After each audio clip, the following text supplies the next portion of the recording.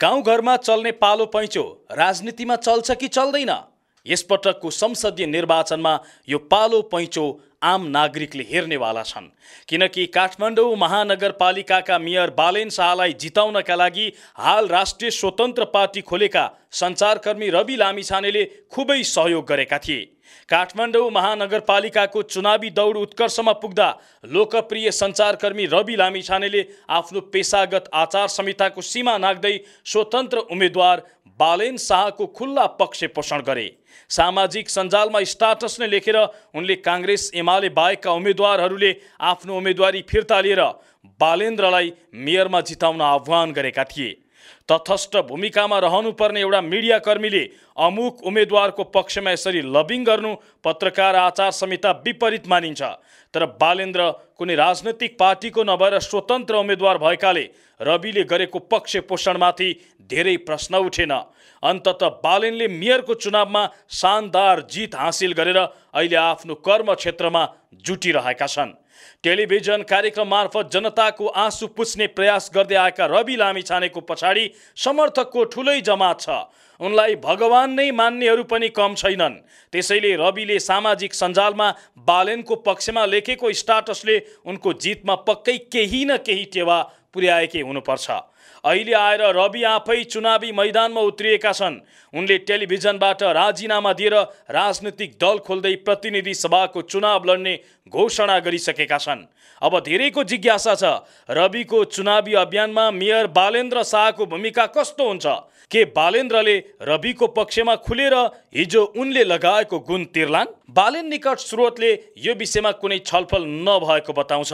चुनाव आउन धेरै समय बाँकी छ, त्यसैले उहाँले के गर्नुहुन्छ भन्ने अहिले अनुमान गर्न कठिन हुन्छ। उनले भने, मेयरकै काममा व्यस्त रहनु भएकाले यो विषयमा हामीसँग कुराकानी गर्नुभएको पनि छैन। चुनाव नजिकिँदासम्म रविको पक्ष वा विपक्षमा कस्तो माहौल बन्छ भन्नेमा पनि धेरै कुरा निर्भर हुने बालेन निकट स्रोतको भनाइ छ। मेयर जस्तो सार्वजनिक ओदामा रहेको व्यक्तिले हतारमा कुनै उम्मेद्वारको पक्षमा बोलिहाल्न पनि मिल्दैन, स्रोतले भनेको छ। त्यसो त रवि लामिछाने र बालेन्द्र बीच पुरानो व्यक्तिगत सम्बन्ध पनि होइन। चुनाव अघि वा पछि उनीहरू बीच प्रत्यक्ष भेट समेत भएको छैन। चुनावी अभियानका क्रममा रविले 2 पटक फोन मार्फत शाहको अन्तर्वार्ता लिएर प्रसारण गरेका थिए। बालेनको पक्षमा माहौल तात्दै गएपछि रविले स्वस्फूर्त रूपमा उनको समर्थनमा स्टाटस लेखेका थिए। कतिले यसलाई बलेको आगो ताप्न खोजेको आरोप लगाए, तर केहीले पत्रकारिताको सीमा नागेको भन्दै आलोचना पनि गरे। तर आम रूपमा भने उनको स्टाटसले राम्रै प्रतिक्रिया पायो। यस्तो थियो रविको स्टाटस। ठुला दल काङ्ग्रेस र एमाले एकातिर अनि विकल्प भन्दै वा खोज्दै राजनीति गरिरहेका अन्य दल र व्यक्तिहरू अर्कातिर। जनताको म्यासेज क्लियर कट रूपमा देखिनका लागि पनि काठमाडौँमा काङ्ग्रेस र एमाले बाहेकका दल र उम्मेद्वारले आफ्नो उम्मेदवारी फिर्ता लिएर स्वतन्त्र युवा उम्मेद्वार बालेन शाहलाई समर्थन गरी त्रिपक्षीय भिडन्तका लागि मैदान खाली गरिदिन हुन म व्यक्तिगत रूपमा अनुरोध गर्दछु। बालेन्द्रले मेयरमा जितिसकेपछि रविमा पनि आफूलाई बालेनले त चुनाव जिते भने आफू झन् धेरै पपुलर मान्छे चुनाव जितिहाल्छु नि भन्ने भूत सवार भएको धेरैको टिप्पणी छ।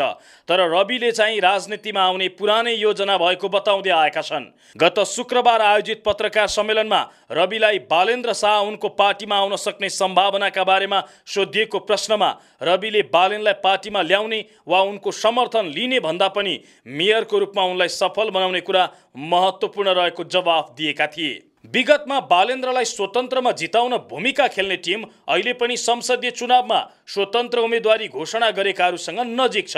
पार्टी खोलेका रवि लामिछाने भन्दा आफू जस्तै स्वतन्त्र उम्मेदवारप्रति बालेन्द्रको सदा सहायता रहने उनी निकटले बताउने गरेका छन्। यता रविले भने आफूले पनि स्वतन्त्र उम्मेदवारहरूलाई समेट्न नै स्वतन्त्र पार्टी गठन गरेको बताउन छाडेका छैनन्। पार्टीका रूपमा दर्ता भए पनि हामी राजनीतिक रूपमा स्वतन्त्र व्यक्तिहरू नै हौं भनेर ढुलमुले जवाफ दिने गरेका रविले स्वतन्त्र उम्मेदवारी दिएका केही व्यक्तिहरूसँगको भेटघाटलाई भने बाक्लो बनाउँदै लगेका छन्। रविले केही दिन अघि मात्रै स्वतन्त्र उम्मेदवारी दिएका पुकार बम लगायतसँग भेटवार्ता गरेका थिए। अर्कोतर्फ काठमाडौँ 3बाट रविकै दाजु हरिशरण लामिछानेले स्वतन्त्र उम्मेदवारी घोषणा गर्दा उनलाई परिवारबाटै चुनौती थपिएको छ। परिवारमा आफ्नै दाजुले नपत्याइरहेको अवस्था अवस्थामा आम जनताले पत्याउलान् भन्ने प्रश्न पनि उठिरहेको छ। त्यसका लागि रविले पहिला अरूको समर्थन जित्ने भन्दा पारिवारिक कलह मिलाउन रविलाई धेरैले सुझाव दिएका छन्। बालेन शाह र रवि लामिछाने फरक फरक विशेषता बोकेका व्यक्तिहरू हुन्। उनीहरूको आफ्नै पृष्ठभूमि, स्वभाव, शैली, क्षमता र सीमाहरू छन्। काठमाडौँको मेयरमा उम्मेदवारी दिनु अघिसम्म बालेन आम रूपमा परिचित थिएनन्। उनलाई र्याप सङ्गीत सुन्ने युवाहरूको सानो जमातले मात्रै चिन्थ्यो। उम्मेदवारी घोषणा गरेर सञ्चार माध्यममा अन्तर्वार्ता दिन थालेपछि मानिसहरूले उनको भिजन र शैली रुचाए। चर्को नबोल्ने, अरूलाई गाली गलौज नगर्ने तथा महानगरका यावत विषयमा गहिरो दखलका कारण मतदाताले उनलाई विश्वास गरेर मेयर पदमा जिताए पनि। मेयरमा निर्वाचित भएपछि बालेनको लोकप्रियता धेरै बढेको छ। उनी अहिले अन्तर्वार्ता दिने र विभिन्न औपचारिक उद्घाटनका कार्यक्रमहरूमा हिँड्ने भन्दा महानगरकै काममा दत्तचित्त भएर लागेका छन्। यद्यपि चर्को जनसमर्थनका कारण पछिल्लो समय उनमा केही अहम पलाएको हो कि भन्ने टीका टिप्पणी भने हुन थालेको छ। यता रवि लामिछानेको कुरा गर्दा उनी जनमुखी पत्रकारिता गरेर चर्चामा आए र लोकप्रियता कमाउन सफल भए। पत्रकारिता भनेको सूचना सम्प्रेषण गर्ने मात्र नभएर मानिसहरूको दुःख पीडालाई समाधान गर्न पनि सहयोगी बन्न सक्छ भन्ने उनले स्थापित गराए। यद्यपि रविको प्रस्तुति र शैली भने आलोचना मुक्त थिएन। उनले आफैलाई न्यायाधीश र पुलिसका रूपमा उभ्याएर थुप्रै मानिसहरूको मान मर्दन पनि गरेका छन्। बालेन र रविमा एउटा समान विशेषता छ, त्यो हो राष्ट्र निर्माणको हुटहुटी। उनीहरू दुवै देशमा परिवर्तन ल्याउने उत्कट अभिलाषा छ र त्यसको अगुवाई आफूले गर्न सक्ने आत्मविश्वास पनि देखाएका छन्।